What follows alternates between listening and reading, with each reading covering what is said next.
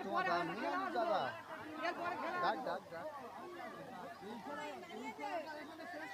কোনটা তোমার দাদা ভাই কোনটা না বল কই এর কি আরেক রাউন্ড হবে?